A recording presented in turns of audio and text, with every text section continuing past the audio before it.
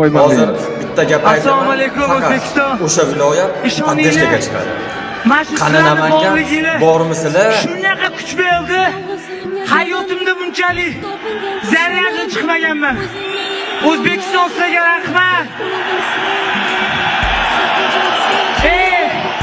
İshoninglar. Ana bloger emas. Rossiyasini paytdan shou qilishni biladi. Lekin biz seriozli bolalarni urib, keyin gapiramiz. Biz ham gapirishni bilamiz. Endi nima endi? Bu nima kerak bo'lsa, biz sho'tamiz. Avvalambor prezidentimizga rahmat.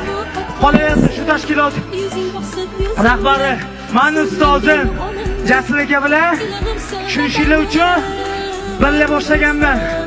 Yosh bola bo'lganman. Jasur aka kelamiz yurardik. Jasur aka ovqatlarimga pul berardi, metroga bolaga pul berardi.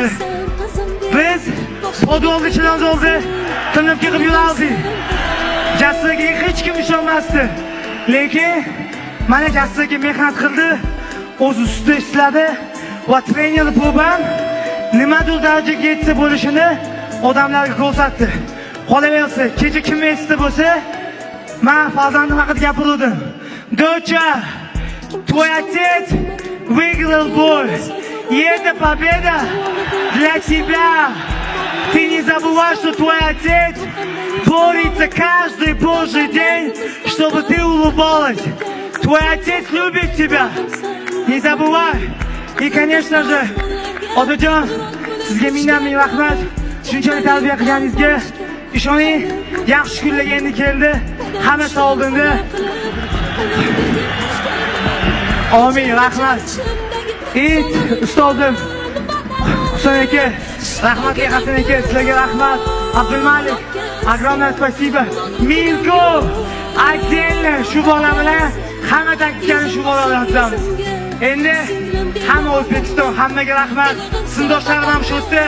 Keyin muhtoj degan o'rtog'im har bitta men beslashimda yonimda turdi. Sizga ham rahmat. Endi ozgincha ingliz tilida. Hey guys, listen. Look at me now. 125. Hey Dana, McMahon. Every time I told you, when I'm good, no one can stop me. This guy, 1806, he's a double champ.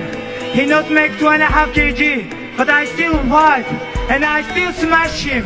That's why, what you want? Just call me and I'll give you the best show ever. Xonimlar, janoblar, Furqonbek Yo'qubov Danavoyevga murojaat bo'ldi hozir.